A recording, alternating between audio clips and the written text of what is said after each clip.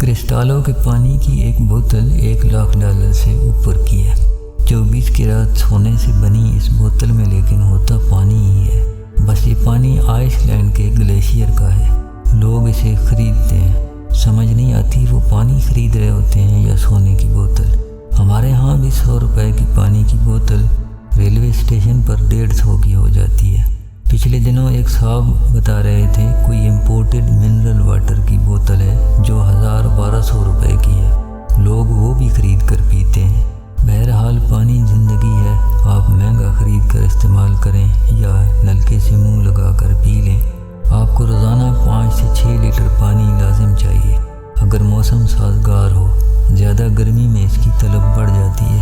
پانی کی قدر کسی سونے کی بوتل یا کسی کمپنی کی منرل کہانی کی محتاج نہیں۔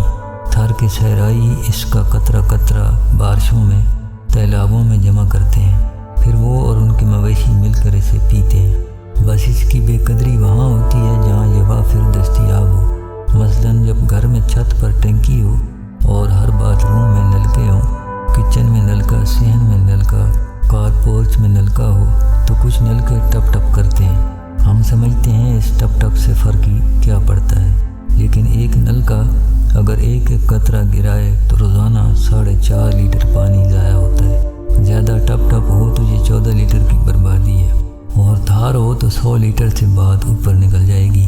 ایک نلکا یا اس کی سیل کتنے کی ہوگی؟